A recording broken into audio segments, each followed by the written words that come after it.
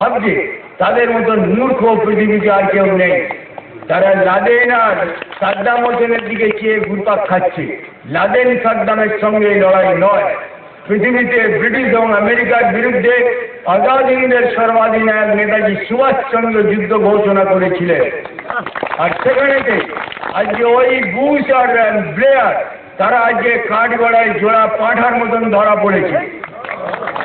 আর ভারতবর্ষের রাজনীতিতে যে দুটি কংগ্রেস এবং কমিউনিস্ট যারা একসঙ্গে নেতাজি সুভাষচন্দ্রের বিরোধিতা করেছে এবং যাদের পেট থেকে জন্মানো বাকি রাজনৈতিক দলগুলো এখনো ভারত সরকার বলে চেঁচিয়ে যাচ্ছে, আজকে সেই দুজনেও ধরা পড়ে গেছে এক হাঁড়ি কাঠে। পালাবার কোনো উপায় নেই। কোনো রাজনৈতিক দল গিয়ে এদের আর বাঁচাবে না। ওই যেখানে বসেছে গদিতে ওইখানে বসে থেকেই শেষ হয়ে যেতে হবে। পরিণাম চোখের সামনে দেখতে পাবে। শোলমারি আশ্রমে নেতাজি জওয়াহরলালদের কাছ থেকে টেলিগ্রাম করেছিলেন, কাম অ্যান্ড মিট মি। আমেরিকার সঙ্গে তখন এশিয়ার সরাসরি যুদ্ধ হচ্ছে ভিয়েতনামকে কেন্দ্র করে 1960। জওয়াহরলালরা যাননি, মারবার জন্য লোক পাঠিয়েছিলেন। তখন নেতাজি বলেছিলেন যে আমার এই সরকারকে ধ্বংস করবার কোনো রকম কোনো ইচ্ছা নাই। এই নিজের গতিতে একদিন আসবে যেদিন ধ্বংস হয়ে যাবে, সরকার থাকবে না। সেদিন ভারতবর্ষের কোটি কোটি মানুষের জন্য যা করার দরকার আমাকে এখন থেকেই তো আলাদাভাবে করতে হচ্ছে। এটা শোলমারি থেকে নেতাজি ঘোষণা করেছিলেন। আজকে দেখুন, আজকে তাদের কোনো বিরোধী নেই, প্রতিপক্ষ নেই, কিন্তু দেখবেন কীভাবে কেন্দ্রের সরকার, পশ্চিমবঙ্গ সরকার, অন্যান্য সরকার এবং ভারত সরকার আর পাকিস্তান সরকার কীভাবে তো ওই 110 তলা দুটো বাড়ির মতন ধুলো হয়ে যাবে, অস্তিত্ব খুঁজে পাওয়া যাবে না। তার কারণ এদের কোনো ভিত্তি নেই। আমি একটু সেই ইতিহাসের উপরে আলোকপাত করব। তার কারণ আগামীটাতে চোখের সামনে দেখতে পাবো। আগামী দিন থেকে বা তারপর থেকে রোজই ঘটনা এখন সেই দিকে গতি নিচ্ছে, যেখানে গিয়ে ইতিহাসটা অতীত হয়ে যাবে। আর নেতাজি আজাদ হিন্দের কর্মকাণ্ড সারা পৃথিবীতে যে পরিবর্তন ঘটাচ্ছে, সেই পরিবর্তনটাই ক্রমশ সেখানে ফুটে উঠতে যাচ্ছে সর্বত্র, সর্বব্যাপী। তা সেই ফাঁকেতে আমি আমাদের নিজেদের ছেলেপুলেদের জন্যে এবং এই সমস্ত যে সমস্ত অজ্ঞান মানুষ এখনো ভারত সরকার রাজনীতি করছেন বা স্বাধীনতা বলে চেঁচাচ্ছেন যেসব বুদ্ধিজীবী এখনো, তাদের সামনে আমি ভারত সরকার তথা এদের সংবিধান বা এই ব্যাপারটার সম্পর্কে কতগুলো খোলা কথা একটু বলবো, একটু অনুধাবন করবে। তার কারণে এর জবাব দেওয়ার ক্ষমতা এদের কারণ নাই যারা এটাকে স্বীকার করছে। প্রথম কথাই হচ্ছে ভারত বিভাজন কি করে হলো, দেশ ভাগটা কারা করলো, কিভাবে হলো, দেশের লোক কি তারা ভাগ করে নিয়েছে নিজেরা? না। তাহলে কি করে ভারত সরকার আর পাকিস্তান সরকার তৈরি হলো, কি করে, এর ইতিহাস কি বলছে? সেই জায়গাটা আসার দরকার। কেন এটা ইতিহাসের ব্যাপার, এখানে এড়িয়ে গেলে তো চলবে না। যে চোখ বুঝে বললাম যে গায়ে ঘুম মাগলে সেখানে জমে ছাড়বে না। তো কাজে ভারত সরকার পাকিস্তান সরকার কারা তৈরি করলো, কিভাবে তৈরি হলো? এবার ইতিহাস খুলে সেখানে চার্টার অফ ইন্ডিপেন্ডেন্সে দেখা যাচ্ছে 1946 সালে ব্রিটিশ পার্লামেন্ট আইন বলে ভারতবর্ষকে দুটি করদ রাষ্ট্র হিসেবে ঘোষণা করছে। করদ রাষ্ট্র, স্বাধীন রাষ্ট্র বলে কোনো জায়গায় উল্লেখ নাই। ডোমিনিয়ন, যারা বিভিন্ন সময় বিভিন্নভাবে কর দেবে এবং ব্রিটিশ গভর্নমেন্টের শর্ত মেনে চলবে, এরকম দুটি করদ রাষ্ট্র তৈরি করছে British parliament. Government of India, government of Pakistan তৈরি করছে ব্রিটিশ পার্লামেন্ট। ইংরেজের তৈরি হচ্ছে এই ভারত সরকার আর পাকিস্তান সরকার। এবং ভারত সরকারের ক্ষেত্রে সেখানে লেখা হলো যে ক্ষমতা জওহরলাল নেহরুর হাতে হস্তান্তরিত করা হইল, জনসাধারণের হাতে নয়, ভারত সরকারের হাতে নয়, একটি ব্যক্তির হাতে ক্ষমতা হস্তান্তর করা হচ্ছে কতগুলি শর্তে, যেগুলি 1999 সালের আগে প্রকাশিত হইবে না। তার মানে এই যে যতই সরকার যেই হোক, যায় যে মন্ত্রগুপ্তি শপথ পড়ে, সে ওই জওহরলালের চরণামৃত একবার করে তাকে খেয়ে নিতে হবে। তার কারণ ব্রিটিশের সঙ্গে যে চুক্তি হয়েছিল যে এইভাবে ভারত সরকারকে চালাতে হবে, সেই থেকে মেনে নিয়ে তারপরে গদিতে বসে তুমি ভারতের প্রধানমন্ত্রী হও। এ হচ্ছে প্রথম ধাপ। ভারত সরকার এবং পাকিস্তান সরকার। তার পরের ধাপ হচ্ছে 15ই আগস্ট স্বাধীন ভারত সরকারের প্রধানমন্ত্রী জওহরলাল নেহরু। কে করলো, কারা করলো? জবাব তো দিতে হবে, চুপচাপ বসে থাকলে তো চলবে না। ছেলেরাও জানছে, দেশের লোকও জানছে যে যারা 15ই আগস্ট পালন করছে, যারা স্বাধীন সরকার বলছে, তাদের কাছে জবাব দিতে হবে। চুপ করে বসে থাকলে হবে না যে ওই ইতিহাসে লেখা রয়েছে, ওই ইতিহাসে লেখা টেখা নয়, জবাব দিতে হবে। তো সেখানে গিয়ে দেখা যাবে যে ইংল্যান্ডের সেই সময় রাজা জর্জ, তিনি জওহরলালকে সই করে অ্যাপয়েন্টমেন্ট দিচ্ছেন গভর্নমেন্ট অফ ইন্ডিয়ার প্রধানমন্ত্রীত্বের পদে।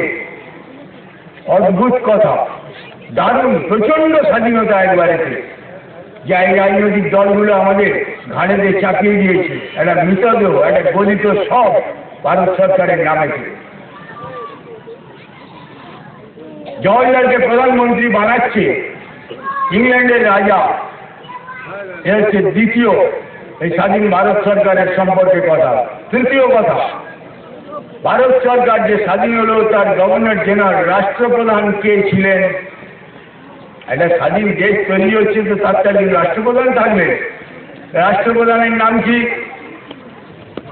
বইয়েতে দেওয়া হচ্ছে না, কেঁচো করতে সাপ বেরিয়ে যাবে, কিন্তু রাষ্ট্রপ্রধান তো একদিন ছিলেন। তার নাম হচ্ছে লর্ড মাউন্টব্যাটেন। সে ভদ্রলোককে ভারতবর্ষের কোনো লোক, কংগ্রেসের কোনো নেতা, গান্ধীজির থেকেও বড় কেউ কিছু না। লর্ড মাউন্টব্যাটেন হচ্ছেন সেই ব্যক্তি যিনি দ্বিতীয় বিশ্বযুদ্ধে ব্রিটেন এবং আমেরিকার সেনাবাহিনীর প্রধান ছিলেন, এবং যার সঙ্গে লড়াইয়ে আজাদিন ফৌজের 24,000 সৈনিক জীবন দিয়েছে ভারতবর্ষের মাটিতে। তার মধ্যে 350 ছেলেও ছিল যারা মাইন বেঁধে কয়েকশো ব্রিটিশ ট্যাঙ্ক উড়িয়ে দিয়েছে। সেই মাউন্টব্যাটেন, এবং যে মাউন্টব্যাটেন হচ্ছেন যাকে ভারতবর্ষে পাঠানো হয়েছিল কসাইয়ের কাজ করতে, অর্থাৎ দেশ ভাগ করতে, জেনে শুনে লক্ষ লক্ষ মানুষকে উদ্বাস্তু করতে, হত্যা করতে, রক্তের বন্যা বইয়ে, বিভীষিকা বইয়ে এখানে ভারত পাকিস্তান তৈরি করতে মাউন্টব্যাটেন হচ্ছেন সেই ব্যক্তি। যারা নিজেদের ভারতীয় নাগরিক বলে জানেন বা মনে করেন, তারা জেনে রাখবেন যে তাদের কপালে একটা করে মাউন্টব্যাটেনের বুকের ছাপ মারা রয়েছে, যে ছাপের কালিটা হচ্ছে ভারতবাসীর রক্ত। এ হচ্ছে ভারত সরকার যারা বলছে, তাদের একটু ভালো করে জেনে রাখার দরকার যে মাউন্টব্যাটেনের বুকের ছাপ কপালে নিয়ে তারা ভারত সরকারকে স্বাধীন সরকার বলে, আর আমাদের ছেলেগুলি সাধারণ মানুষ যারা কিছু জানে না তাদের ঘাড়ে চাপিয়ে রাখার ব্যবস্থা করছে। এবারে আসুন এই মাউন্টব্যাটেনের অনবদ্য কীর্তি, দেশভাগ সম্পর্কে আমরা আরেকটু কিছু জানি। আমরা জানি যে আমরা হিন্দু মুসলমান খুব বাজে লোক, সেখানে যে আমরা এমন মারামারি কাটাকাটি করতে আরম্ভ করলাম যে যার ফলেতে আমাদের বাঁচাবার জন্য সদা ছয় ইংরেজ বাহাদুর সেখানে দেশ ভাগ করে দিতে বাধ্য হলেন। এখনো আমরা তাই মনে করি, এবং সেই হিসেবে আমরা হিন্দু মুসলমানের ভিতরেতে সেইরকম চোখেই আমরা দেখি এখনো রাজনৈতিক দল যে কোনো নানা অছিলায় পাকিস্তান এবং ভারত একটু লড়াই লাগিয়ে দিতে পারলে, একটু ঘটাঘটি করতে পারলে তারা জানেন এবারে সব জায়গায় এবারে হিন্দু মুসলমানটা একটু গা গরম হয়ে যাবে, তাহলে ততদিন দেশ ভাগটা বজায় রাখার পক্ষে খুব সুবিধে। যার জন্য বাবরি মসজিদ ভাঙা হয়েছিল, নরসিংহ রায়ের আমলে, না হলে বর্ডার উঠে যাচ্ছিল 8ই ডিসেম্বর থেকে, এরকম একটা ঘটনা। এবার সেটাও ভালো করে জেনে নিই যে দেশ ভাগের সিদ্ধান্ত 47 সালের ভারতবর্ষে হয়নি, হিন্দু মুসলমানের দাঙ্গার জন্য হয়নি। দেশভাগের সিদ্ধান্ত হয়েছিল 1946 সালে সিঙ্গাপুরে। মাউন্টব্যাটেনকে যখন গভর্নর জেনারেল করে পাঠানো হচ্ছে, তখন আমাদের এই ভারতবর্ষের সৈনিকরা তারা জানিয়ে দিয়েছিল ব্রিটিশ সেনাপতি অকিলেটকে যে আজাদিন ফৌজের যদি কারো বিচারকে শাস্তি হয় তাহলে এদেশ থেকে কোনো ইংরেজের জীবিত বেঁচে যাওয়া মুশকিল হয়ে যাবে। এই কথা শুনে অকিলেট তখন ব্রিটিশ গভর্নমেন্টকে এবং রাজাকে জানিয়েছিলেন যে আমরা ব্যবসা করতে এসে রাজত্ব দখল করেছিলাম, কিন্তু সেনাবাহিনীর আনুগত্যে চিড় খেয়েছে, আমাদের এই রাজত্ব বজায় রাখা সম্ভব নয়। অতএব এমন একটা ব্যবস্থা করুন যাতে আমাদের ব্যবসায়িক স্বার্থ বজায় রেখে আমরা ইংরেজরা এখানে যে যান প্রাণ নিয়ে আমরা ফিরে যেতে পারি। এবং তারপরে মাউন্টব্যাটেনকে পাঠানো হলো দেশভাগ করে হিন্দু মুসলমানের দাঙ্গা বাঁচিয়ে সেখানে ইংরেজের ব্যবসায়িক স্বার্থ বজায় রেখে ইংরেজদের নিরাপদে ভারতবর্ষকে নিয়ে যাওয়ার জন্য। তো সে মাউন্টব্যাটেন এসেই কিন্তু ভারতবর্ষে দিল্লিতে এলেন না, বা লর্ড ওয়াবেলের কাছ থেকে গভর্নর জেনারেলের দায়িত্ব গ্রহণ করলেন না, সিধে চলে গেলেন সিঙ্গাপুর। সেখানে তার ক্যাম্প পড়ল। আজাদ হিন্দের হেডকোয়ার্টার হয়েছিল সিঙ্গাপুরে, এবং সমুদ্রের ধারে নেতাজি ওখান থেকে অন্তর্ধানের আগে আজাদিন ফৌজের সৈনিকদের উদ্দেশ্যে স্মৃতির উদ্দেশ্যে শহীদ বেদি করিয়েছিলেন। তার কিছু দূরেই মাউন্টব্যাটেনের ক্যাম্প পড়েছিল। ভারতবর্ষ থেকে গোপনে নিয়ে যাওয়া হয়েছিল জওহরলাল নেহরুকে ভূপালের নবাবের ব্যক্তিগত প্লেনে করে। প্লেন চালিয়ে নিয়ে গেছিলেন বিজু পটনায়ক। মাউন্টব্যাটেনের সঙ্গে দুটি প্রশ্নের ভিতরে দেশভাগের সিদ্ধান্ত চূড়ান্ত হয়ে গেছিল। প্রথম প্রশ্ন মাউন্টব্যাটেন করেছিলেন জওহরলালকে যে আমার গোয়েন্দা দপ্তর এমন কোনো রিপোর্ট দেয়নি যাতে করে বলা যেতে পারে সুভাষ বোস মারা গেছে বা ফিরে আসবে না।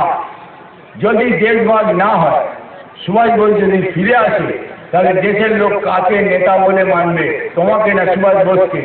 জওহরলাল কোনো উত্তর দেননি। এবার দ্বিতীয় প্রশ্ন মাউন্টব্যাটেন করছেন, যদি দেশভাগ না হয় ভারতবর্ষের রাজনৈতিক নেতৃত্ব কোন প্রদেশ বা কোন জাতির হাতে থাকবে? অবিভক্ত বাংলা হচ্ছে ভারতবর্ষের বৃহত্তম প্রদেশ, এবং ভারতবর্ষের রাজনীতিতে বাংলা এবং বাঙালির ভূমিকা ছিল অনস্বীকার্য। অতএব জওহরলাল হিন্দি ভাষীর প্রাধান্য বজায় করতে গিয়ে বাংলা ভাগে রাজি হয়ে গেলেন। এই হচ্ছে আমাদের দেশ বিভাগের ইতি কথা। পার্লামেন্টের রেকর্ড খুলুন। 1971 সালের বহরমপুরের এমপি শশাঙ্ক শেখর সান্যাল পার্লামেন্টে দাঁড়িয়ে বিবৃতি দিয়েছিলেন। পার্লামেন্টের কোনো এমপি কেউ তার বিরোধিতা করেননি, অথবা সেখানে দিয়ে কথা ওঠেনি যে পার্লামেন্টের রেকর্ড থেকে এই কথাটা বাদ দেওয়া হোক। তাহলে এর উপর দাঁড়িয়ে যারা ভারত সরকার জিন্দাবাদ করছেন তারা একটুখানি ভেবে দেখবেন যে তারা আগুন নিয়ে খেলা করছে। এবারে আমি আসবো এদের বাইবেল, কোরআন, গীতার মতন পবিত্র ভারতীয় সংবিধান নিয়ে। ভারতীয় সংবিধান একটা জাতির পবিত্রতম জিনিস, হ্যাঁ, যার বিরোধিতা করা ভীষণ অন্যায় ইত্যাদি ইত্যাদি। এবার এই সংবিধানের চেহারাটা কীরকম দেখা যাক এবং এর সঙ্গে আমাদের সম্পর্ক দেয় কতটা, আদৌ আমরা এই সংবিধানকে মেনে চলতে পারি কি পারি না, এগুলো আমাদের দেখবার দরকার রয়েছে। তার কারণ রাজনৈতিক দলের উবে যাওয়া, ভারত সরকারের উবে যাওয়ার সঙ্গে সঙ্গে এই আইন কানুনগুলো কিন্তু উবে যাবে, থাকবে না। তো কাজে আমাদের জেনে রাখার দরকার যে সংবিধান ব্যাপারটা কি। যে কোনো দেশ লড়াই করেই হোক, বিপ্লব করেই হোক, স্বাধীন হলে তার নতুন ব্যবস্থার জন্য যে আইন কানুনের দরকার, কয়েকজন লোককে নিয়ে আগে সেটা তৈরি করা হয়। তৈরি করার পর সাধারণ মানুষকে সেটা জানানো হবে। লেখাপড়া জানে না তাদের কানে শোনাতে হবে, হ্যাঁ, যেখানে কাগজে দিতে হবে, বিভিন্নভাবে তার প্রচার করতে হবে। তার উপরে দেশের বিভিন্ন মানুষ তাদের মন্তব্য করবে যে আইনটার এই পরিবর্তন হওয়ার দরকার, এর সঙ্গে এটা বাদ গেছে, এটা যোগ হওয়ার দরকার। সেই সব নিয়ে এবার সেই সংবিধানকে গণভোটে দিতে হবে, অর্থাৎ আমাদের সম্মতির জন্য দিতে হবে। গণতান্ত্রিক সংবিধান, আমরাই হচ্ছি মালিক দেশের বলা হচ্ছে। তো কাজে আমি জানবো না, আমার সম্মতি থাকবে না, সেটা আইন হয়ে যাবে, আমার ঘাড়ে চাপবে, এটা কোনোদিন হতে পারে না, পৃথিবীর নিয়ম। ভারতবর্ষের সংবিধানের কোনো গণভোট হয়নি, ভারতবর্ষের মানুষকে জানানোই হয়নি যে কোন আইনে দেশ চলবে। কয়েকজন লোক গণপরিষদ যারা ব্রিটিশ আমেরিকারই পদলেহী, তাদের দিয়ে কিছু তৈরি করিয়ে সেই থেকেই ভারতবর্ষের আইন বলে চালানো হচ্ছে, যে আইনের জোরে আজকে দেশ অবধি বিক্রি করে দেওয়া হচ্ছে। এই হচ্ছে ভারতীয় সংবিধান। তাহলে এবারে ভারত সরকারের A to Z যা কিছু দেখা যাচ্ছে অগণতান্ত্রিক, বেআইনি, এবং সেটা হচ্ছে বিদেশি সাম্রাজ্যবাদের পদলেহী। তাই যখন সামলাতে পারবে না তখন এবার বিদেশি মালিকানায় সব তুলে দেওয়া হচ্ছে, সমস্ত কিছু বিদেশি মালিকানায় বড় বড় কোম্পানির কাছে বেচে দেওয়া হচ্ছে। আমেরিকা, ব্রিটেন থেকে আরম্ভ করে সব কিছুর হাতে এবারে তুলে বেচে দেওয়া হচ্ছে। তার দিকে এগিয়ে চলেছে ধাপে ধাপে, এবং সেখানে সবকটি রাজনৈতিক দল এক।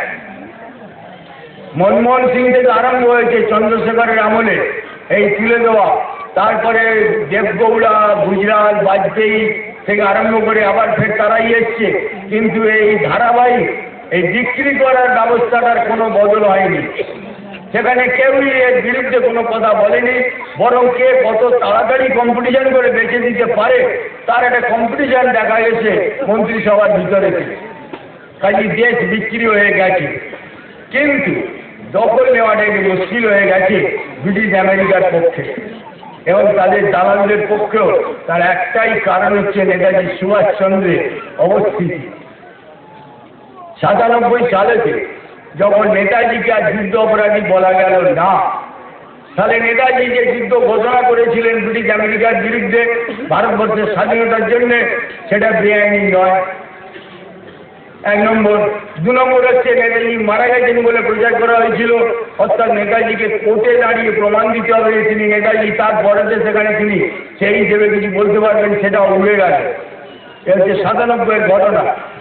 98 সালেতে ভারত পাকিস্তান 12টা পরমাণু বোমা বিস্ফোরণ ঘটাচ্ছে।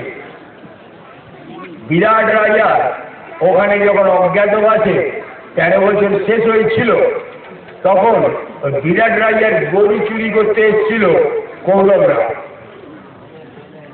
এবং সেই সময় অর্জুন সে সারথি হয়ে বিরাট রাজার ছেলেকে সামনে বসিয়ে তখন তাদের বিরুদ্ধে লড়াই করেছিল, এবং তার গান্ডীবের আওয়াজ শুনে তখন দুর্যোধন থেকে আরম্ভ করে তারা হই হই করে উঠলে, এই তো অজ্ঞাতবাসের আগে সেখান থেকে তাদের পরিচয় জানা গেছে, তাহলে হয়তো আরো 12 বছর বনবাস করতে হবে। তারপরে পাঁচিপুতি ঘেঁটে দেখা গেল যে না, অজ্ঞাতবাসের পিরিয়ড শেষ হয়ে গেছে। তো সেইখানে যে ওই 12 বছর অজ্ঞাতবাসের পর ওই গান্ডীবের টঙ্কার যেটা, সেটা হচ্ছে 12টা পরমাণু বোমার বিস্ফোরণ ভারত এবং পাকিস্তান মিলিয়ে।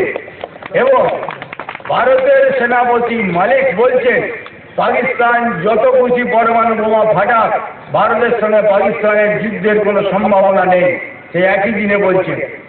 সার্চ ইতিমধ্যেই তৈরি হয়ে গেছে 83। 98-তে পরমাণু 12টা, এবং সেই পরমাণু বোমার কোনো প্রতিক্রিয়াই জানা যাচ্ছে না, কোনো রেডিও অ্যাক্টিভিটি নেই, তেজস্ক্রিয় বিকিরণ বলতে কিছু নেই, যা পৃথিবীর কোনো পরমাণু শক্তিধর শক্তি আজও বিনা রেডিও অ্যাক্টিভিটিতে কোনো পরমাণু বিস্ফোরণ ঘটাতে পেরেছে এমন কোনো ইতিহাস নেই। কিন্তু ভারত পাকিস্তানের পরমাণু বোমার কোনো রেডিও অ্যাক্টিভিটি, তেজস্ক্রিয় বিকিরণ বা বিষক্রিয়া ছিল না।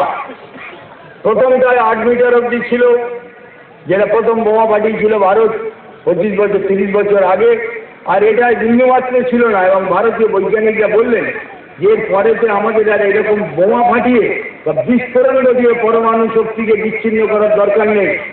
আমরা ল্যাবরেটরিতে একটা পরমাণুকে বিভাজন করে তার যে অফুরন্ত শক্তি, সেই শক্তিটাকে কাজে লাগাতে পারি, সেই প্রযুক্তি আমাদের হাতে এসছে। একটা সূর্য হচ্ছে একটা পরমাণবিক বিস্ফোরণ ঘটে গেলে একটা পরমাণুর যা অবস্থা হয়, একটা সূর্য হচ্ছে তার একটা প্রমাণ, যেখানে নিরন্তর সেখানে শক্তির উৎস, কোনো সেখানে দাহ্য পদার্থ লাগে না, কিন্তু জ্বলে যাচ্ছে।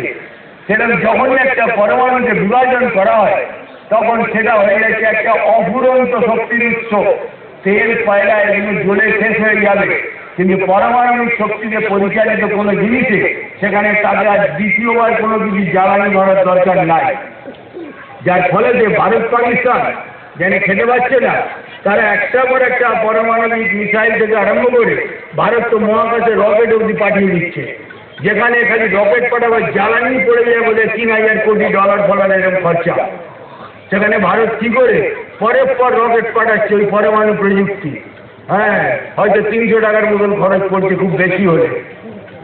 এই প্রযুক্তি নিয়ে যখন ভারত পাকিস্তান আত্মপ্রকাশ করছে, এবার আমেরিকার অবস্থা দেখুন, যে তার সমস্ত সাঙ্গপাঙ্গ রাষ্ট্রসংঘ নিয়ে অবরোধ ঘোষণা করলো, ওরা লড়াই করে মরবে, আমরা জড়িয়ে পড়বো, ওদের না খেতে মেরে দাও, একটা পয়সা ওদের কোনো কিছুর জন্য দিও না বলে রাষ্ট্রসংঘের মাধ্যমে অর্থনৈতিক অবরোধ জারি করবে।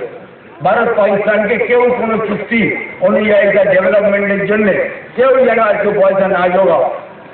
ভারত পাকিস্তান না খেয়ে মরেনি, ভারত পাকিস্তানের যা কিছু উন্নতি ডেভেলপমেন্টের কাজও চালু ছিল এবং তারা তাদের পারমাণবিক প্রযুক্তিকে ব্যবহার করে পরের পর আমেরিকার নিষেধাজ্ঞা অস্বীকার করে তারা সেখানে ক্ষেপণাস্ত্র এবং অন্যান্য পরীক্ষা চালিয়েছে। 1 বছর অবধি ভারতবর্ষ পাকিস্তানের মধ্যে কোনো গরমাগর্মি নেই।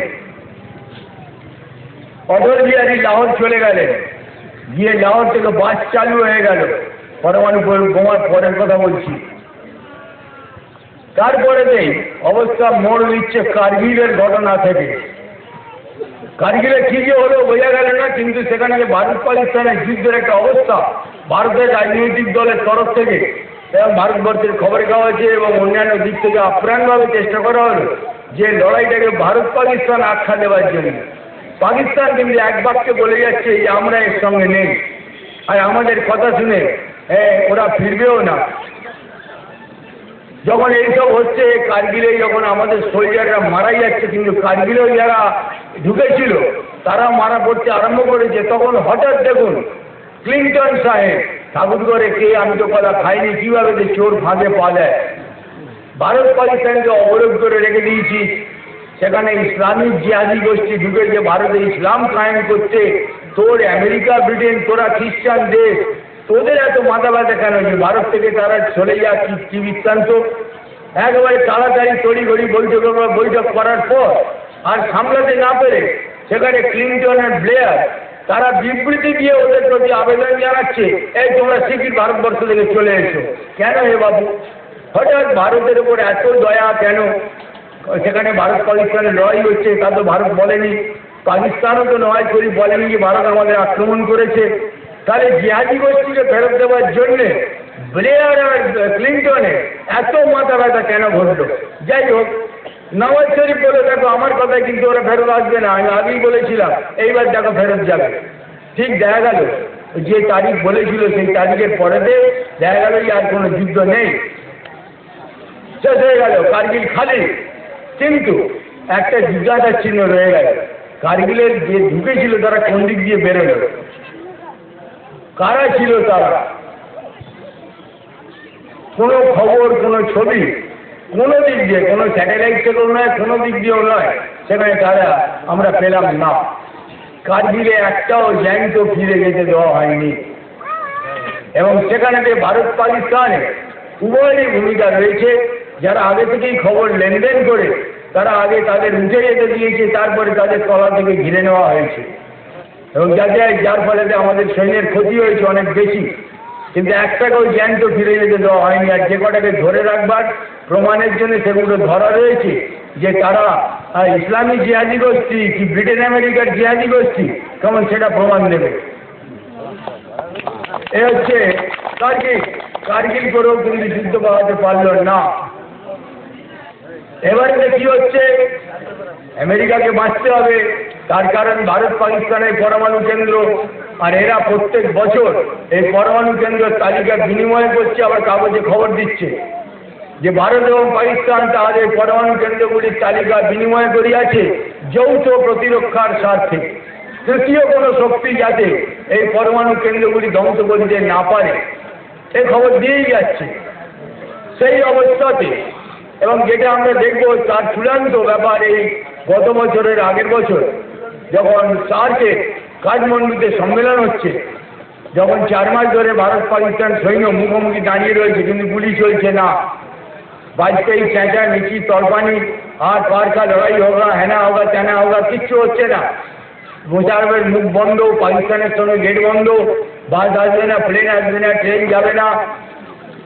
সার্কের বৈঠকে কিন্তু বাজপেয়ীকে যেতেই হলো। সার্কের একটি নির্দেশ, কোনো রাষ্ট্রনায়ককে কোনো অজুহাতে অনুপস্থিত থাকা চলবে না।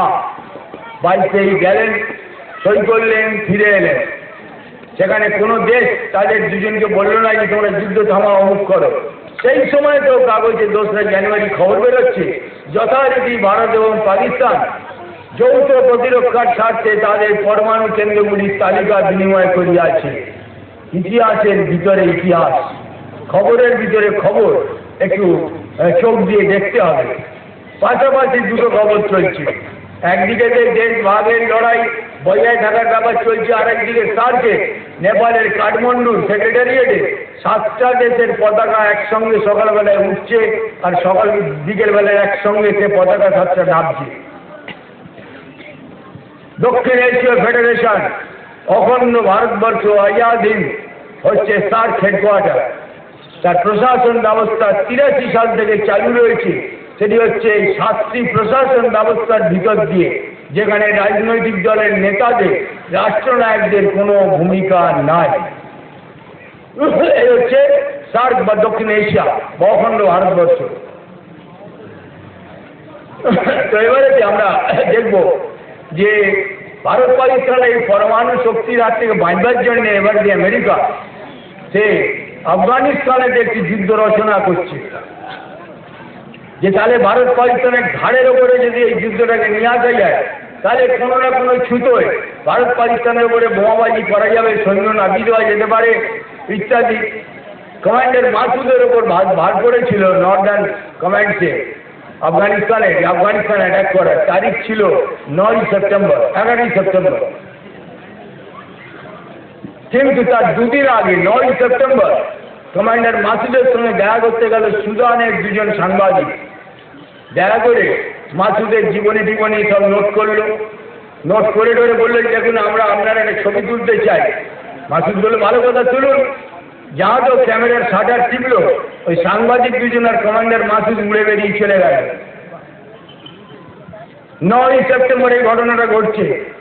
11ই সেপ্টেম্বর মাসুদের আফগানিস্তান অ্যাটাক করার কথা নর্থ তালিবান গোষ্ঠীর তরফ থেকে, এই নর্থ কমান্ডের তরফ থেকে, এবং আমেরিকা তার পিছনে আছে। এই হচ্ছে ভারত পাকিস্তানের ঘাড়েতে যুদ্ধ নিয়ে আসার জন্যে এই চেষ্টা করলো। কমান্ডার মাসুদ উড়ে গেল, আর সেই দিনই আমেরিকাকে জানিয়ে দেওয়া হলো যে যতদূর বেড়েছে ব্যাস ওই অবধি, আর এগোনোর চেষ্টা করলে তার পরিণাম কী হবে সেটা ঘটনায় বুঝিয়ে দেওয়া হলো। 3টি প্লেন আমেরিকার 3টি বাড়িতে গিয়ে ধাক্কা খেয়ে সেখানে ভেঙে চুরমার হয়ে গেল, এবং 3টা প্লেনই ছিল আমেরিকার সাধারণ ফ্লাইটের প্লেন। প্যাসেঞ্জার নিয়ে রোজই তাদের ওঠানামা চলে। তাদের যাত্রীও ছিল, তার পাইলটও ছিল আমেরিকারই নাগরিক, আমেরিকার বিভিন্ন দেশের নাগরিক নিয়ে আমেরিকা সিটিজেনশিপ তারাই ছিল। ওই প্লেন 3টের কোনোটাই হাইজ্যাক হয়নি, যে কথা পরবর্তীতে প্রচার করা হয়েছে। 3টে প্লেনের একটাও হাইজ্যাক হয়নি। যথারীতি উড়ে 2টো প্লেন গিয়ে ধাক্কা মারছে ওই 110 তলা 2টো বাড়ির মাথায়, আর একটা প্লেন গিয়ে ভেঙে আসবে বলছি আমেরিকার প্রতিরক্ষার সদর দপ্তর পেন্টাগন বিল্ডিং, এবং যেখান থেকে আমেরিকার CIA বিখ্যাত কেন্দ্রীয় সংস্থার হেডকোয়ার্টার, যারা সারা পৃথিবী কর্মকাণ্ড অদল বদল করতে পারে। এছাড়া পৃথিবীর 40টা দেশ যার প্রতিরক্ষা ব্যবস্থা ওই পেন্টাগন বিল্ডিং থেকে নিয়ন্ত্রিত হয়। দেখা গেল আমেরিকার সেই প্রতিরক্ষার সুদৃঢ় দুর্গে কোনো প্রতিরক্ষা নেই। একটা প্লেন গিয়ে ভেঙে আছড়ে পড়লো, বাড়িটা কিন্তু গোটা দেখা গেল, কিছুটা ভেঙেছে। ভাঙা প্লেনটাকেও দেখা গেল, সরাষ্ট্রের লোক মারা গেছিল। এ হচ্ছে পেন্টাগন বিল্ডিংটার অবস্থা। কিন্তু 110 তলা 10 তলা 2টো ট্রেড টাওয়ার, অর্থাৎ যে 2টো বিল্ডিংয়ের যে ব্যবসায়ী গোষ্ঠীগুলো থাকে, যাদের মাধ্যমে সারা পৃথিবী অর্থনীতিকে শোষণ করে আমেরিকা, সেই 2টি বিল্ডিংয়ের অবস্থা কি হলো?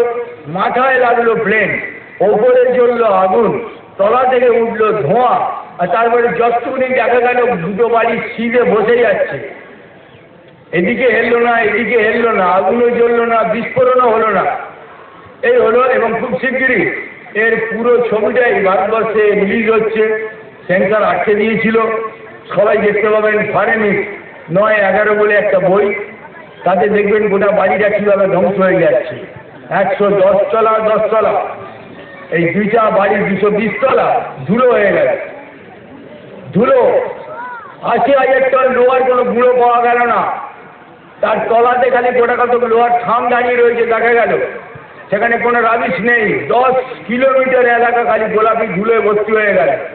আশেপাশের বাড়ির কাঁচ ভাঙলো না, আশেপাশের বাড়িতে কোনো চোট হলো না, কিন্তু 220 তলা বাড়ি ধুলো হয়ে গেল, কিচ্ছু খুঁজে পাওয়া গেল না। এর নাম হচ্ছে নেতাজি পরমাণু বিস্ফোরণ। যে 26 পাতা রিপোর্ট বুশ সাহেব পেশ করেনি, সেই 26 পাতা রিপোর্ট বলে দেবে যে এটি হচ্ছে একটি পরমাণু বিস্ফোরণ, এবং যে বিস্ফোরণের কোনো ক্যাপাসিটি, কোনো টেকনোলজি আমেরিকার হাতে নেই। অতএব এটার থেকে বাঁচতে গিয়ে ভারত আমেরিকার পরমাণু কেন্দ্র ধ্বংস করতে আফগানিস্তানে বোমা বর্ষণ অনিবার্য হয়ে পড়ল, যার ফলে আমেরিকা নিজেই এবারে 20 দিন বাদে ওই আক্রমণটা শুরু করলো, কিন্তু করেও কিছু লাভ হলো না। তালিবানও হাওয়া হয়ে গেল, লাদেন হাওয়া হয়ে গেল, ওমর হাওয়া হয়ে গেল, তাদের খুঁজে পাওয়া গেল না। আমেরিকা দেখল যে তার সেনাবাহিনী যেন লড়াই করতে ইচ্ছুক নয়, এলোপাতাড়ি বোমা মেলে বরং সেখানে যে আমেরিকাকে কাঠগড়ায় দাঁড় করিয়ে দিচ্ছে, রাষ্ট্রসংঘের গোডাউনের ওপরই বোমা ফেলে বসে থাকছে কেমন।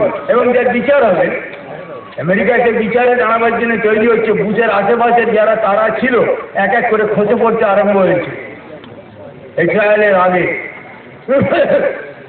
আর সেখানে দেখা গেল বাগরাম এয়ারপোর্টে হাজার হাজার না ফাটা বোমা পড়ে রয়েছে। খবরের কাগজে ছবি বেরোচ্ছে, আরে প্রচণ্ড বোমাবাজি হচ্ছে, পোড়া বোড়ার কেল্লা ফাটিয়ে দিয়েছে। অথচ ফেটে যাওয়া কেল্লার ভিতর থেকে আবার সেখানে ভিডিও ক্যাসেট নাকি গোটা পাওয়া যাচ্ছে। সেখান থেকে নাকি এই কলকাতার ইএসআই এসে বিল্ডিংয়ে কারা গুলি করেছিল তাদের নাকি রেলের টিকিট আবার নাকি সেই ওই গুয়াহাটি সেভেন্টার থেকে বেরিয়েছে। এই তো কাগজের খবর। আফগানিস্তানের বোমা সেখানে সব ফাটিয়ে দিচ্ছে, সেখান থেকে কলকাতার ইএসআই এর অফিসে যে জঙ্গিরা গুলি চালিয়েছিল তাদের সব কাগজপত্র, তাদের রেলের টিকিট খবর সেখান থেকে পাওয়া যাচ্ছে। অথচ সে বোমার ভিতরে ডাটি বোম ফেলে ফেলে বলছে বোমা একদম সে কিছু রাখেনি গুয়া। এই আফগানিস্তান যখন দেখা গেল আফগানিস্তানে কোনো প্রতিরোধ নেই, লড়াই কার সঙ্গে করবে, ফিরে এলো। এইবারে যে বুশ সাহেব দেখলো যে আর দরকার নেই দেরি করার, ওরা আর কারো কিছু করার ক্ষমতা নেই, তাহলে আমি এবার তেলটা দখল করে ফেলি। যেটা ছিল ব্রিটেন, আমেরিকা, রাশিয়ার পুরনো পরিকল্পনা যে পারস্য উপসাগরে পৃথিবীর 90% পেট্রোল পাওয়া যায়, এইটাকে কেন্দ্র করে তৃতীয় বিশ্বযুদ্ধের পরিকল্পনা ব্রিটেন, আমেরিকা, রাশিয়া, ফ্রান্স করে রেখেছিল, যেটার সম্পর্কে নেতাজি 1945 সালে তার আত্মগোপনের আগে বলেছিলেন যে তৃতীয় বিশ্বযুদ্ধ হবে তেল নিয়ে আর প্যালেস্টিনিয়াকে কেন্দ্র করে। তখন প্যালেস্টিনিয়া ব্রিটিশ দখল করেনি। 48 সালে প্যালেস্টিনিয়া দখল করে সেটাকে ইহুদি রাষ্ট্র করিয়ে দিয়ে ইসরায়েল আর আরবদের মধ্যে সংঘাত শুরু করলো ওই তৃতীয় বিশ্বযুদ্ধের পটভূমিকায় ওই 90% পেট্রোল দখল করতে। কিন্তু তার মধ্যখানে আবার একটা গণ্ডগোল হয়ে গেল, সেটা হলো 79 থেকে আর 89 রাশিয়া তেলের ভাগ নিতে আফগানিস্তান দখল করার জন্য চেষ্টা করেছিল। কেন সেখানে উঠে না থাকলে ওখানে নেমে গিয়ে পারস্য উপসাগরের তেলের ভাগ পায় না। 10 বছর লড়াইয়ের পর আফগানিস্তান থেকে রাশিয়াকে হেরে চলে যেতে হলো 89 সালেতে মারা যাচ্ছেন ব্রেজনেভ, এবং তারপরে গর্বাচেভের নেতৃত্বে দেখা গেল সোভিয়েত কনসাল জেনারেল 89 সালে এসে নেতাজির স্ট্যাচুতে মালা দিচ্ছেন 23শে জানুয়ারি কলকাতায়। 89 সালের 23শে জানুয়ারি রাশিয়ান কনসাল জেনারেল এসে মালা দিচ্ছেন নেতাজির স্ট্যাচুতে। জীবনে কোনোদিন রাশিয়া করেনি, নেতাজি সম্পর্কে কোনো উক্তিও করেনি, নেতাজির স্ট্যাচুতে মালাও দেয়নি। এবং তারপরে গর্বাচেভরা তারা সোভিয়েত কমিউনিস্ট পার্টি ভেঙে দিল, তার সম্পত্তি বেদখল করলো, রাশিয়ার হাতে পরাধীন 16টা স্বাধীন জাতিকে মুক্ত করে দিল। জারের আমল থেকে এই 16টা জাতি পরাধীন ছিল রাশিয়ার হাতে, তাদের নিয়েই সেখানে লেনিন স্ট্যালিনের সোভিয়েত সাম্রাজ্যবাদ ছিল। জাতীয়তাবাদের জয় প্রতিষ্ঠা হলো কমিউনিজমের উপরে। স্বাধীন জাতিসত্তার আত্মপ্রকাশ ঘটছে। এবং এই ব্রেজনেভের বইতেই খবর পাওয়া গেল যে নেতাজি সম্পর্কে রাশিয়ায় কিছু ফাইল আছে, আর সেই তথ্য ধরে ডক্টর পুরবিরাই চৌধুরীরা তারা খুঁজে বার করলেন যে নেতাজি আজাদি হেডকোয়ার্টার সোভিয়েত রাশিয়ার সাইবেরিয়ার অমিক শহরে যে ছিল সে বাড়ি এখনো রয়েছে, সেখানে তার নমুনা রাখা রয়েছে। এবং সোভিয়েত রাশিয়ার স্ট্যালিন আজাদিন গভর্নমেন্টকে ভারতবর্ষের স্বাধীন বিপ্লবী সরকার হিসেবে স্বীকৃতি দিয়েছিলেন, তার কাগজপত্র নরসিংহ রাও সরকার এবং তদন্ত কমিশনে জমা দেওয়া রয়েছে। কিন্তু ভারত সরকার বা অটল বিহারী বা তারপরে কোনো সরকার সোভিয়েত রাশিয়ার যে দরজাটা বন্ধ করে দিয়েছিল ভারতের তরফ থেকে যে কোনো গবেষককে যেন ফাইল দেখতে না দেওয়া হয়, তারা সেই দরজা খোলবার জন্য রাশিয়াকে আজ অব্দি অনুমতি দেয়নি। মুখার্জি কমিশনকেও সেখানে যাওয়ার ব্যাপারে না করে দিয়েছে এই ভারত সরকার। বিপদ আছে, মানে অনেক কিছু বেরিয়ে পড়বে। সবই স্ট্যালিনকে লেখা নেহরুর চিঠি বেরিয়ে পড়বে যে নেতাজি যদি ওখানে থাকে তাহলে তাকে মেরে দেওয়ার ব্যবস্থা করো ইত্যাদি ইত্যাদি। এই সমস্ত চিঠি নেহরু লিখেছিলেন স্ট্যালিনকে, এইসব বেরিয়ে পড়বে, যার ফলে সে দরজা বন্ধ রয়েছে। যাই হোক, তো এনকোয়ারি কমিশন ওই ডিএনএ টেস্ট ছানা টানা এই তাই অফিসে যাওয়া এইসব নিয়ে লটর পটর করতে করতে তারপরেতে এবারে খবর বেরোলো যে তিনি রাশিয়ায় যাবে। এবার রাশিয়ায় যাওয়া বাতিল হয়ে গেল। এবারেতে 45-46-এর গন্ডি পেরিয়ে স্টেটস কাগজ এবার ভিয়েতনামেতে নেতাজির অবস্থিতির কথা, অর্থাৎ এবার 46-এ ঢুকে পড়লো। 46-47-এ ঢুকে পড়ছে এবার নেতাজির ব্যাপার, যেটা 45-46-এ আটকে ছিল একদিন। হোচিমিনের সঙ্গে নেতাজির ছবি গতবারই দিয়েছে। আগামীকাল স্টেটসম্যান আরও কী তথ্য দেবে জানি না, কিন্তু এই তথ্যের উপর ভিত্তি করে যে ঘটনা ঘটে গেছে, আমরা খুব শীঘ্রই পৃথিবীর যে পরিবর্তন নেতাজি ঘটাতে ঘটাতে এগিয়ে রয়েছে সেই জায়গায় পৌঁছতে যাচ্ছি। ওই তথ্য বেরোনোর আগেই বোধহয় সেই ঘটনা ঘটে যাবে। নেতাজি সম্পর্কে ওই পুরো তথ্য আসবার আগেই সে ঘটনা ঘটবে। সেটা হচ্ছে রাষ্ট্রসংঘে বর্ধিত নিরাপত্তা পরিষদের ঘোষণা। ওই 5 জনের নিরাপত্তা পরিষদ নাই, ভেঙে গেছে। তার জায়গায় সেখানে যে বর্ধিত নিরাপত্তা পরিষদ এশিয়া আফ্রিকার বিভিন্ন দেশ নিয়ে একটি নিরাপত্তা পরিষদ, যেখানে ব্রিটেন আমেরিকার কোনো প্রাধান্য থাকছে না এবং ভিটো পাওয়ার 5 জনের জমিদারির কোনো ব্যাপার সেখানে নেই। এবং এর সঙ্গে সঙ্গে আমরা দেখব যে আন্তর্জাতিক যুদ্ধ অপরাধী আদালত হেগে আমরা এই বুশ ব্লেয়ার বা ইত্যাদি যারা দ্বিতীয় বিশ্বযুদ্ধের পর থেকে বিভিন্ন মানবতা বিরোধী কাজ করেছেন তাদের বিচার পর্ব শুরু হতে যাচ্ছে। আর তার সঙ্গে সঙ্গে ব্রিটিশ পার্লামেন্টের আইন অনুযায়ী তৈরি ভারত সরকার পাকিস্তান সরকার ওই 110 তলা বাড়ির মতন ধুলো হয়ে যাচ্ছে। এবং যার সনদের জোরে বাংলা ভাগ হয়েছিল সেই ভাগটাও সেখানে বেআইনি হয়ে যাচ্ছে। অর্থাৎ দুইটা বাংলা একসঙ্গে হয়ে গিয়ে একটি অখণ্ড স্বাধীন বাঙালি জাতিতে পরিণত হতে যাচ্ছে। এবং সেই স্বাধীন বাঙালি জাতি যে চরিত্র, তার যে কাঠামো, সেই কাঠামো তৈরি করতেই আমরা বাংলায় স্বাধীন সমাজ গড়ার জন্যে যে কাজ আরম্ভ করেছি তা হচ্ছে একটি স্বাধীন বাঙালি জাতি আত্মপ্রকাশের যে পরিকল্পনা, যে কার্যক্রম নেতাজি রয়েছে তাকে সামনে রেখে। এবং সেখানে যে আমরা গিয়ে দেখাবো যে কথা একটু অল্প আভাস দিয়ে রাখার দরকার যে এই ব্যবস্থার সেই ব্যবস্থার সঙ্গে ফারাকটা কোন জায়গায়। সেটা হচ্ছে ইউরোপীয় সমাজ ব্যবস্থা হচ্ছে ব্যক্তিকেন্দ্রিক, সেখানে কোনো পরিবার বোধ নেই। হয় একে বিয়ে করছে, কাল তাকে বিয়ে করছে, প্রথম ছেলেরা কোথায় থাকবে তার ঠিক নাই। বাবার যদি পয়সা থাকে তাহলে বুড়ো বয়সে সে কাটাতে পারে না, হলে সরকারের বাড়িতে গিয়ে থাকবে আর ভলেন্টিয়ার অর্গানাইজেশন খাওয়াবে, ভিক্ষে করার সেখানে রাইট নাই। এ হচ্ছে ইউরোপিয়ান সমাজ ব্যবস্থা, ব্যক্তিকেন্দ্রিক সমাজ ব্যবস্থা। কাজেই তাদের ভোট ব্যবস্থা, তাদের অর্থনীতি, তাদের প্রশাসন ব্যবস্থা, শিক্ষানীতি, চরিত্র সব হচ্ছে ওই ব্যক্তিকেন্দ্রিক সমাজ ব্যবস্থার দিকে চেয়ে। কিন্তু ভারতবর্ষ আমাদের দেশ, আমরা হচ্ছি পরিবার কেন্দ্রিক সমাজ। এখানে একটা মানুষের ভালো মন্দ নিয়ে কাজ হতে পারে না। একটা মানুষ মানে একটা পরিবার। সেই পরিবার কেন্দ্রিক সমাজের যে শাসন ব্যবস্থা হওয়ার দরকার, যে শিক্ষা ব্যবস্থা হওয়ার দরকার, তা এখানে নেই, যার ফলে এটা খাপ খাচ্ছে না। সেই পরিবার কেন্দ্রিক সমাজ ব্যবস্থায় আজকে সাধারণ মানুষ বা সারা পৃথিবীর মানুষ যে 3টি মৌলিক জিনিসের জন্য তড়পাচ্ছে, মানুষের মানবতা প্রতিষ্ঠা করতে গিয়ে যে 3টি মূল বিষয়কে পরিবর্তিত করতে হচ্ছে নেতাজি সুভাষচন্দ্রকে যে কোনো মূল্যে, সে 3টি বিষয় সম্পর্কে আমি এর আগেই উল্লেখ করেছি। একটি হচ্ছে খাদ্য ঠিক মতন পৌঁছে যাওয়া প্রত্যেকটি লোকের কাছে, সে পঙ্গু হোক, রোজগার করুক আর নাই করুক, মর্যাদার সঙ্গে একটা স্বাধীন দেশের মানুষ, একটা পরিবার যদি হয়, একটা পরিবারের যেরকম প্রতিটা লোক সে যেরকম ধরনেরই তার অবস্থা হোক না কেন, সে যখন মর্যাদার সঙ্গে তার উপযুক্ত আহার পায়, ঠিক সেইভাবে যে একটি বিতরণ ব্যবস্থা বা সমাজ ব্যবস্থার ভিতরে আমরা যাচ্ছি।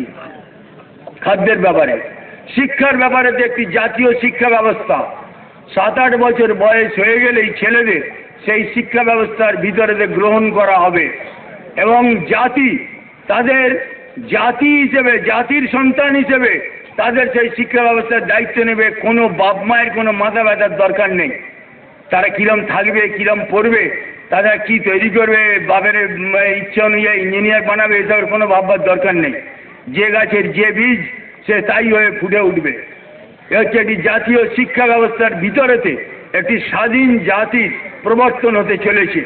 এ হচ্ছে নেতাজি সুভাষচন্দ্র তথা আজাদের কর্মকাণ্ড। এবং তৃতীয় হচ্ছে কম্পালসারি মেডিকেল ট্রিটমেন্ট, যেটা হচ্ছে একটা যে কোনো স্বাধীন জাতির ক্ষেত্রে প্রযোজ্য।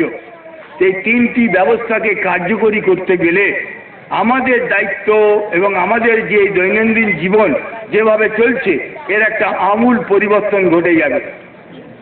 তার ব্যবহারিক দিকে, তার আর্থিক দিকে, তার নৈতিক দিকে আমূল পরিবর্তন ঘটে যাবে। একটা গ্রামকে কেন্দ্র করে এই ব্যবস্থা কার্যকরী হতে যাচ্ছে। গোটা দেশ নিয়ে মাথা ঘামাবার কোনো দরকার নেই, সেখানে যেটা হওয়ার হবে। কিন্তু একটা গ্রাম হচ্ছে একটা বাড়ির ইট। ইটগুলো যদি ভালো হয় তাহলে সে বাড়িটা যেরকমই হোক না কেন সে বাড়িটা ভালো হবে। তো কাজেই একটা গ্রামকে স্বয়ম্বর করে গড়ে তুলতে, স্বাবলম্বী করে গড়ে তুলতে যে কার্যক্রম নেবার সেই কার্যক্রমই প্রতিটা গ্রাম কেন্দ্র করে আসছে। সেখানে প্রথম কথা হচ্ছে একটা গ্রাম একটা পরিবার। এই বোধের ওপরে সেখানকার খাদ্য, শিক্ষা, চাষ থেকে আরম্ভ করে যাবতীয় কিছু কারণ সেইভাবে যে নিয়ন্ত্রিত হবে। এখানে না হ্যাঁ কোনো ব্যাপার নেই। খারাপ লোকের ডান্ডায় যদি দেশ চলে তো একটা ভালো লোকের ইচ্ছা অনুযায়ী একটা দেশ পরিচালিত হবে। আমরা সিদ্ধানাহীন জিত, কাজে আমাদের ওই মতামতের কোনো মূল্য নেই। দিতে হবে, করতে হবে, ওসবে কোনো জায়গা এখানে নেই। এবার একটা চেয়ারা এবার একটা গ্রামে মনে করুন শব্দ পরিবার কেন্দ্রিক। গার্জেনরা জায়গায় জনগণের জায়গা নয়, কয়েকটি পরিবার বাস করে একটা গ্রামে এবং সেই গার্জেনরাই যা রোজগার করে আর তারাই তাদের সংসারে ভালো মন্দ নিয়ে যা ভাবনা চিন্তা করে, কারণ সেই অনুযায়ী একটা সংসার চলে। 18 বছরের ছেলেকে ভোটাধিকার দিলে তার সেখানে যে সংসারের দায়িত্ব জ্ঞানী নাই, তো কাজী সে সেই রকম ওই নাচ গানওয়ালা লোককেই ভোট দেবে। কাজী ওটা কোনো ব্যবস্থা নয়। যে বলেছি ব্যক্তিকেন্দ্রিক সমাজ আর পরিবার কেন্দ্রিক সমাজ। আমার সমাজ পরিবার কেন্দ্রিক, পরিবারের সঙ্গে যে নিয়ন্ত্রিত একটা ডিসিপ্লিন বডি একটা পরিবার। অতএব গার্জেনগুলো এক জায়গায় হলেই একটা গ্রামের ভালো মন্দ, উন্নতি অবনতি কি হবে, কি হওয়ার দরকার সেটা ঠিক হয়ে যাবে। বাইরে থেকে কারুর নাক গলাবার কোনো প্রয়োজন নেই। কিন্তু সেই গার্জেনগুলোকে এক জায়গায় আসতে দিচ্ছে না এই রাজনৈতিক দলের দুর্বুদ্ধি। তারা সেখানে ভাগ করে রাখছে কিছুতেই যাতে আমরা একসঙ্গে না হতে পারি এবং যাতে আমরা আমাদের পরিবারের সকলে আমরা যখন আমাদের পরিবারের কমন প্রবলেম, ছেলে মানুষ করা থেকে আরম্ভ করে খাওয়া দাওয়া থেকে আরম্ভ করে স্বাস্থ্য, চিকিৎসা, শালীনতা বোধ, আইন শৃঙ্খলা, এগুলো প্রত্যেকটা পরিবারের প্রবলেম। এগুলো একলা কোনো পরিবার সলভ করতে পারবে না। কাজেই সেখানে একসঙ্গে এবং স্বাভাবিকভাবে একটা গ্রামেতে আমরা পরিবার কেন্দ্রিক একটা সমাজ ব্যবস্থার অঙ্গীভূত। কাজেই গার্জেন কাউন্সিল, গার্জেনরা এক জায়গায় বসে একটা পার্মানেন্ট কাউন্সিল, ভোটের দরকার নাই। কেউ মারা গেলে তার জায়গায় আরেকজন গার্জেন চলে আসবে। তারা সেখানে ঠিক করবে সেই গ্রামের কি কি ধরনের বদল হওয়ার দরকার, কি বৃত্তান্ত, কারা কারা সেই দায়িত্ব নেবে। কারণ তারা সকলেই আমাদের পরিবারের লোক, কার ভিতরে কি গুণ আছে আমরা জানি। কাজে আমরা সেখানে তাদের সেইভাবে দায়িত্ব দিয়ে দেবো যে কারা কোন কাজ করবে। এ হচ্ছে প্রথম কথা। এটা ভিলেজ কাউন্সিল, এটি সমাজের হাতে চলে যাচ্ছে প্রশাসন ব্যবস্থা। এটা আমলাদের হাতেও থাকছে না, কোনো রাজনৈতিক দল নেতার হাতেও থাকছে না। আমরা সমাজবদ্ধ জীব, হাজার হাজার বছর ধরে আমরা এই সমাজ ব্যবস্থার অঙ্গীভূত হয়ে বেঁচে আছি। হাজার হাজার রাজা এসছে গেছে মরেছে, তার রাজত্ব ধূলিসাৎ হয়ে গেছে, মাটি ঘুরে তার ইতিহাস বেরোচ্ছে। আমাদের চলা বন্ধ নেই। এই হচ্ছে আমাদের সমাজ ব্যবস্থা। এই সমাজবোধের উপরেতে ঘটতে চলেছে আগামী পরিবর্তন, যেটাকে এসব চেঁচামেচি করে সমাজতন্ত্র সমাজতন্ত্র বলে, কিন্তু তার চেহারা বলতে কেউ পারে না। এরা সমাজ ভেঙে দিয়ে সমাজতন্ত্র বলে চেঁচায়। সমাজবোধ নাই, চেনার কোনো ব্যাপার নাই। আমার সমাজবোধ হচ্ছে এইখানে। তো সেখানে গার্জেন কাউন্সিল এবং সেইভাবে একটা সমাজ প্রশাসন নিয়ন্ত্রণ করবে। এটা আমাদের দায়িত্ব, আমাদের প্রত্যেকের। আমরা আইন আমরা আমাদের সুবিধা মতন যে কোনটা ঠিক কোনটা বেঠিক কীভাবে আমরা চলবো আমরা ঠিক করবে, আমরা মানবো।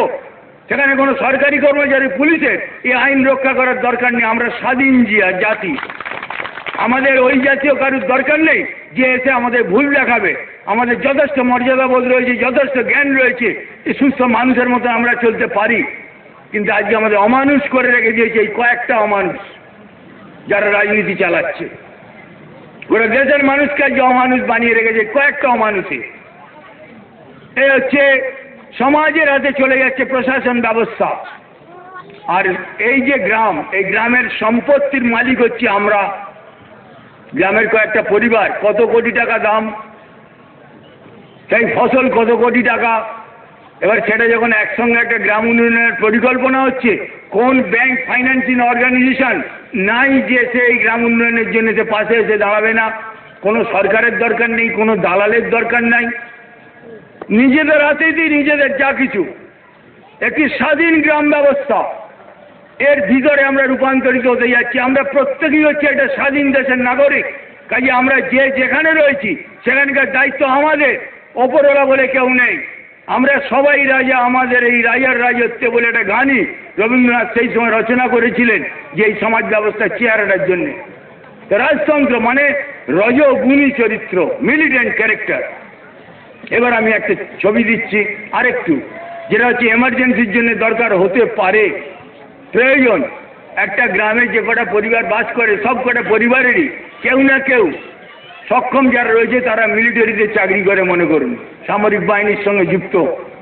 তাহলে যে পরিবারগুলো হলো সামরিক পরিবার, তাহলে গ্রামটা হয়ে গেল একটা মিলিটারি ভিলেজ। তো যখনই একটা গ্রাম মিলিটারি ভিলেজ হচ্ছে তখন সেটা সামরিক ব্যবস্থাপনার জন্য চলে আসছে। যার যেখানে ডিউটি তুমি সেখানে চলে যাবে, কিচেন থাকবে, সেখানে গিয়ে খাওয়া দাওয়া করবে, রান্না বান্নার দায়িত্ব তোমাদের, সেখানে তোমরা তাই করবে। লেখাপড়ার সময় হবে, লেখাপড়ার জায়গায় ছেলেরা সেখানে চলে যাবে, চিকিৎসার দরকার হবে, মেডিকেল রিপোর্ট করবে। এই একটা দিকেতে আমরা রূপান্তরিত হতে যাচ্ছি। এ হচ্ছে আজাদ হিন্দ সমাজ ব্যবস্থা। জয় বাংলা, জয় হিন্দ।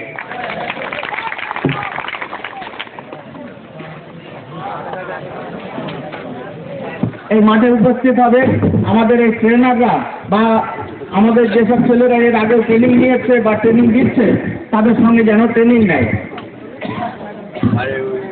আমাদের এই ডেট পরীক্ষা হবে, সেটা হচ্ছে 14 থেকে 14, 15, 16 জানুয়ারি